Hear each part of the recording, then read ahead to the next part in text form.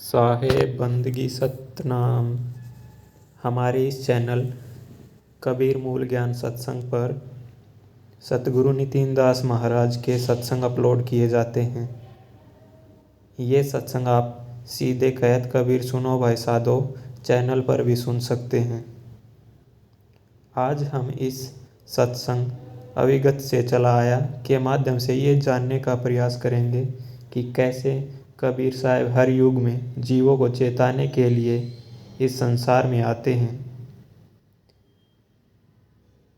एक जीव का रूप धारण करके। लेकिन वो शरीर सिर्फ हमें दिखाने के लिए है, वैसा कबीर साहेब का रूप नहीं है जो हमें फ़ोटो में दिखाया जाता है। साहेब का सत्य स्वरूपी नाम है, ना कि कबीर साहेब। तो कलयुग में कबीर साहब ने एक बालक के रूप में काशी में कमल के फूल पर प्रकट हुए।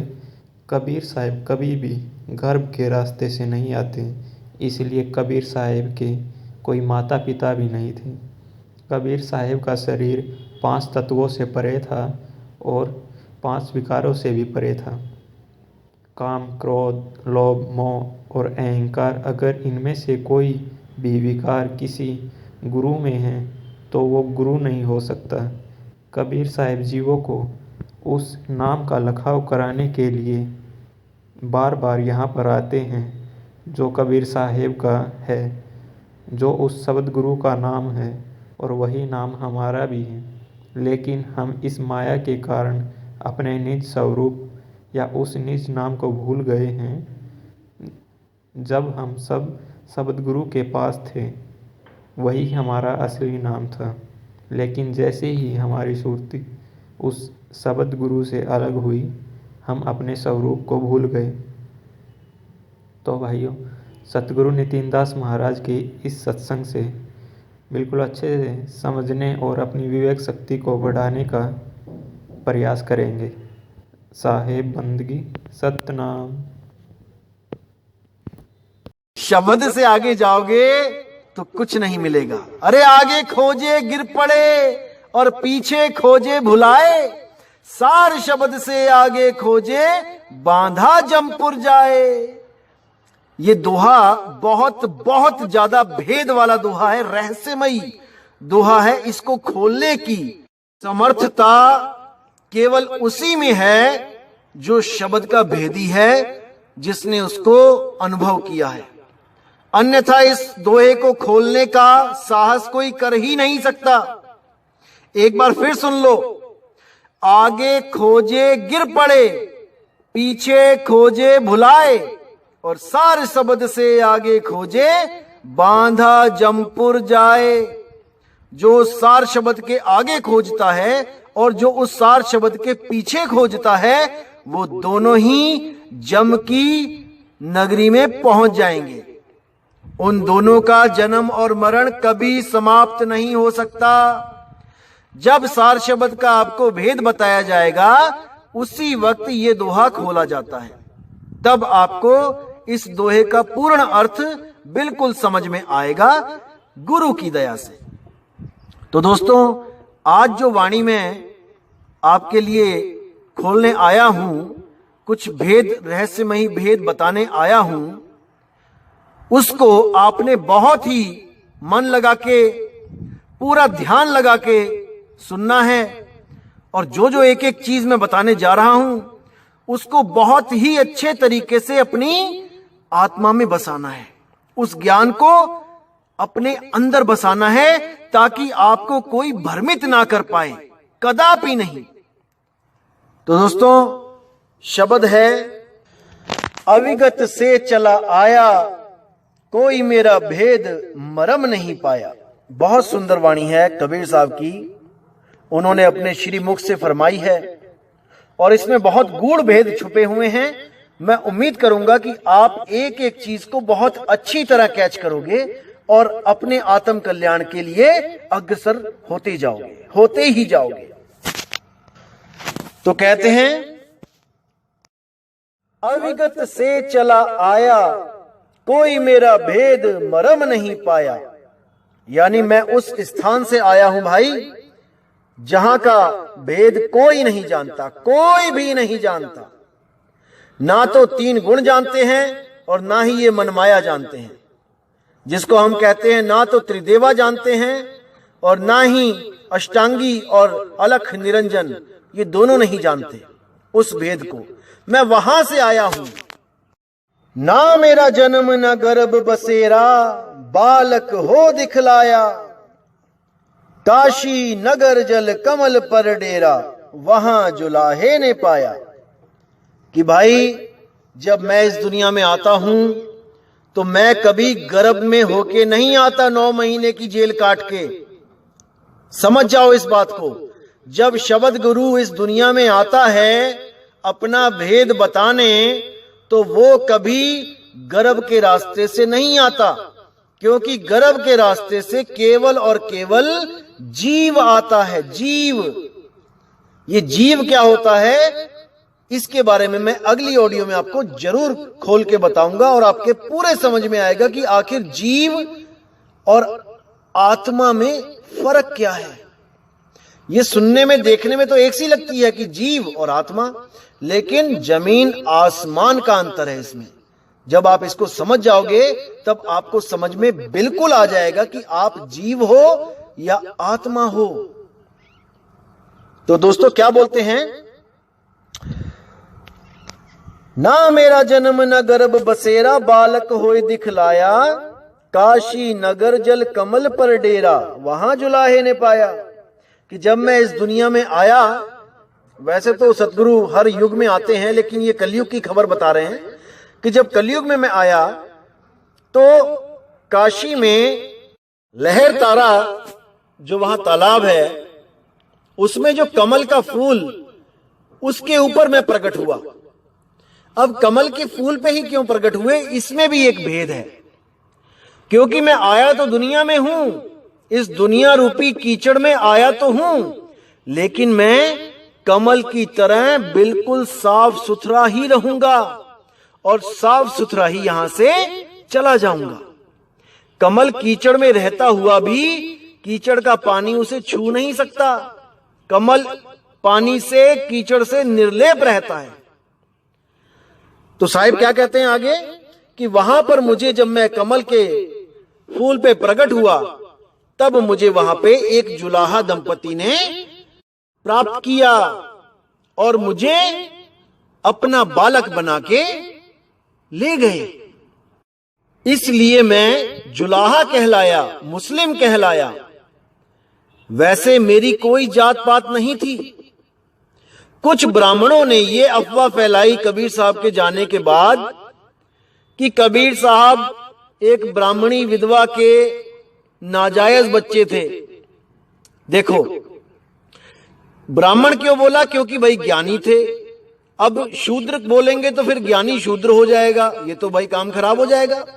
इसलिए ज्ञानी तो रख लिया अपने धर्म का कि हां ब्राह्मणी के पुत्र थे, लेकिन नाजायज बना दिया। अब देखो, कोई पूछने वाला नहीं मिलता कि वो कौन सी ब्राह्मणी थी जो ये कुकर्म करती थी। अरे उसके ससुर का क्या नाम था, उसके पति का क्या नाम था, किसी ने नहीं पूछा। किताबों में लिखा और सबने पढ़ लिया, रट लिया। अरे भाई, ऐसी कुलच्छणी, ऐसी कुकर्मी ब्राह्मणी थी कौन, उसका नाम तो बता दो, जो विधवा होने पे भी बच्चे पैदा कर रही है। कोई नहीं पूछता, बस सब लिखे पड़े हुए पड़े हैं, बस लिखा है वहां लिखा है। अरे मेरे भाई, विवेक बुद्धि लगाओ। जब युगों युगों पुराने रामचंद्र के पिता माता सबका पता है, सीता जी के पिता माता सबका पता है, कृष्ण जी के पिता माता, यशोदा के पिता माता सबका पता है, तो इस ब्राह्मणी का पिता माता कहां है, इसके पति कौन है? कोई खबर तो लो, किसने देखा कि वो ब्राह्मणी ही थी? क्या उसने बताया नहीं कि वो ब्राह्मणी किस गांव की थी, उसका पति कौन था, कब मरा था, कौन ससुर था?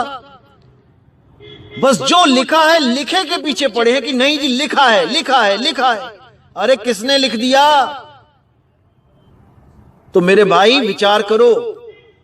आगे क्या बोलते हैं, मात पिता मेरे कछु नहीं, ना मेरे घर दासी, जुल्हा का सुत आन कहाया, जगत करे मेरी हांसी। अब क्या कहते हैं? मात पिता मेरे कछु नहीं, ना मेरी कोई माता ना मेरा कोई पिता, क्योंकि मैं माँ बाप के मेल से आया ही नहीं, मैं तो प्रगट हुआ हूं। इसीलिए कबीर प्रगट दिवस मनाया जाता है। तो कहते हैं मेरे माता पिता कोई नहीं और ना ही मेरी कोई बीवी है। तो जो लोई थी, जिसको कहते हैं कि कबीर साहब की बीवी थी लोई, असल में वो एक शिष्या थी, उनकी एक सेविका थी। जैसे मीराबाई रविदास जी की सेविका थी, उनकी शिष्या थी। अब रविदास जी की कुटिया पे अगर मीराबाई रहने लग जाती तो क्या हम उसको मियां बीवी कह देते? कभी नहीं। इसी तरह कबीर साहब की कुटिया पे लोई सेविका उनकी पुत्री की तरह रहती थी और आने वाले साधु संतों की सेवा करती थी। लेकिन इन ग्रस्त गुरुओं ने, जो खुद तो ग्रस्त हैं, गृहस्थी में रहते हैं अपने बीवी बच्चों के साथ, कबीर साहब को भी उन्होंने इस लपेटे में लेने की कोशिश करी कि नहीं नहीं, उनकी भी बीवी थी, वो भी कामी थे, उनके भी पांचों विकार कंट्रोल नहीं हुए थे। दोस्तों, जब हम बीवी की बात करते हैं तो वहां पे काम वेग आ ही जाता है, और जिस गुरु के अंदर काम है उसके अंदर विकार है, क्योंकि 5 विकारों में से सबसे बड़ा खतरनाक विकार काम ही तो है। इसीलिए हर जगह पहले नंबर पे इसका नाम आता है। कामी क्रोधी लालची इनसे भक्ति ना होए, भक्ति करे कोई सूरमा जात वर्ण कुल खोए। अरे यहां तो भक्ति भी नहीं हो पा रही है कामी से, और इन लोगों ने गुरु भी कामी बना रखा है। बिल्कुल नहीं। काम, क्रोध, लोभ, मोह, अहंकार, अगर इन 5 में से एक भी विकार गुरु में है तो वो सतगुरु नहीं हो सकता, उसको तत्काल त्याग देना चाहिए। और यहां तो बच्चे गुरु पैदा ही इसलिए कर रहे हैं कि अपनी गद्दी दे सके उनको। घोर अनर्थ। अरे अनुराग सागर पढ़ो, मृतक भाव पढ़ो कि मृतक भाव क्या होता है। वो सबके लिए है, वो शिष्य के लिए भी है, वो गुरु के लिए भी है। उसमें देखो क्या लिखा गया है। आगे ऑडियो बनाऊंगा तो पूरा बताया जाएगा उसमें कि मृतक भाव क्या होता है। तो आगे क्या कहते हैं? मात पिता मेरे कछु नाही, ना मेरे घर दासी, जुल्हे का सुतियान कहाया, जगत करे मेरी हांसी। कि मैं जुलाहे का बच्चा कहलाता हूं।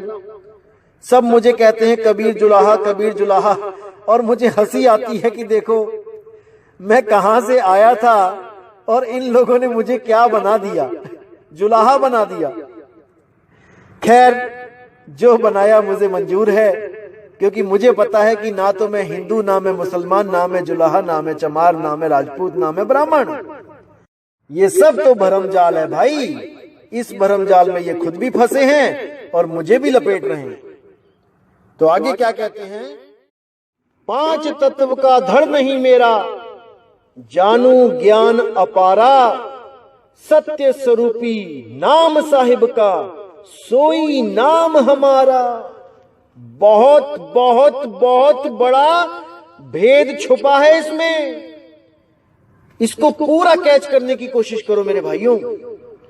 कहते 5 तत्व का धड़ नहीं मेरा, यानी इन 5 तत्वों का शरीर नहीं है मेरा। कोई सोचे कि मैं किसी हवा, पानी, आग, धरती इससे बना हूं, नहीं।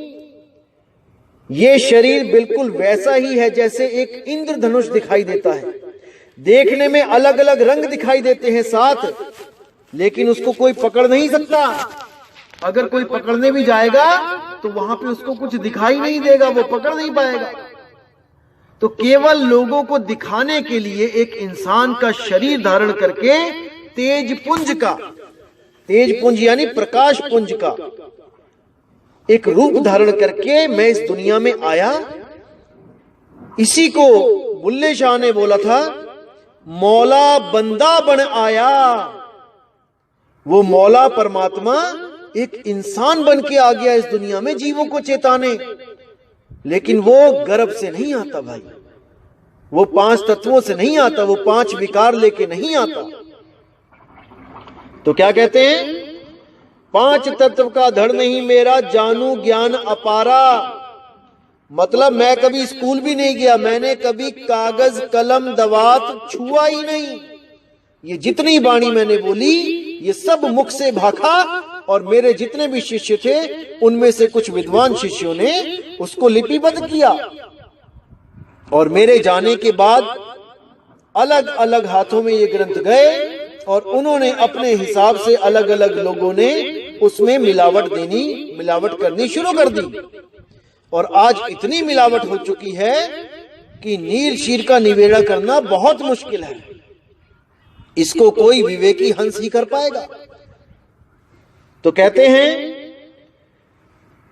5 तत्व का धड़ नहीं मेरा, जानू ज्ञान अपारा। सत्य स्वरूपी नाम साहिब का, सोई नाम हमारा। कि भाई मेरा जो असली नाम है वो कबीर भी नहीं है। सत्य स्वरूप नाम यानी कि शब्द स्वरूपी नाम, निज स्वरूपी नाम, अकह स्वरूपी नाम। उस निज नाम की तरफ इशारा किया गया है कि वही निज नाम मेरा भी है, वही निज नाम साहिब का भी है, और वही निज नाम तुम्हारा भी है। हम सबका एक ही नाम है, निज नाम, जिसका सतगुरु भेद बताते हैं। और जब तक वो भेद नहीं बताते तब तक कोई नाम ना जाने मेरा, कोई मेरा नाम नहीं जान सकता, और ना ही मैं उस नाम को प्राप्त कर सकता हूं। ये पंडित लोग ये मेरा नाम तो धर सकते हैं, जब मैं अपना नामकरण करवाने जाऊं, मेरे माता पिता जाएं, लेकिन ये मेरी आत्मा का नाम नहीं बता सकते। शरीर का नाम तो सब रख देंगे, लेकिन मेरी आत्मा का नाम ये तो केवल और केवल अकाल पुरुष जानते हैं भाई। जो बाबा नानक जी को बेई नदी पे नाम देने आए थे, उनका ही नाम। तो आगे क्या कहते हैं। तो भाइयों, मैं आशा करता हूँ कि आपको ये सत्संग बिल्कुल अच्छे से समझ में आ गया होगा। साहेब बंदगी सतनाम।